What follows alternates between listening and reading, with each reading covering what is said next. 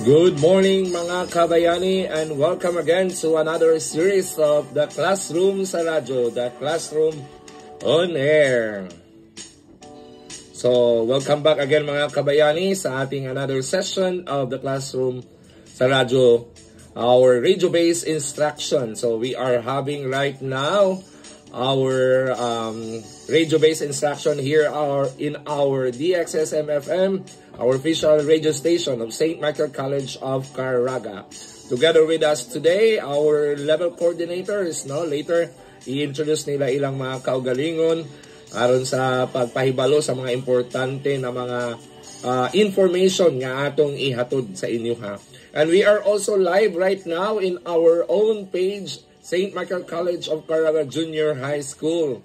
So our dear students right now, atong paghisgutan, ang mga importante na butang. So before leading there, so ato ang giawhag ang ato ang mga magtutungha, atong mga students, our parents, so that you will be guided, before time start, ato ang pagpasalamat sa atong labaw nga makagagahom sa gitagaan paginta o dungag pang kinabuhi, luyo sa ato mga sinatian, ato mga nilabay nga mga adlaw, labi na atong Biyernes, na nakasinati ta o gitawag na to nga earthquake. So I hope nga kitang tanan okay lang.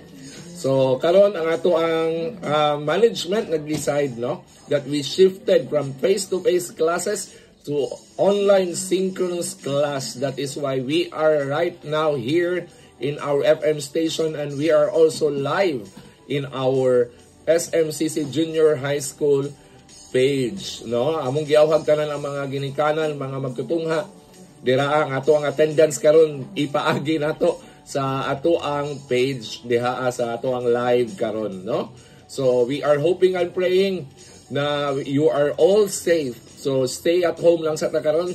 That is why we are right now here tuging ipangitaag paagi aron mapadayon ang ato ang delivery of instruction. We are so fortunate, our dear Michaelians, kay aduna tay other na mga means of modality of delivery of the instruction or the lesson. So, thank you kaayo sa ato ang management kay gitagaan tag opportunity na mapadayon, Mo ni ato ang gipangandaman. Natay gitawag nga contingency plan.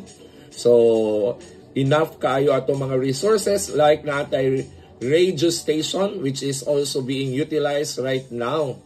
Then we have also our learning management system, and as of today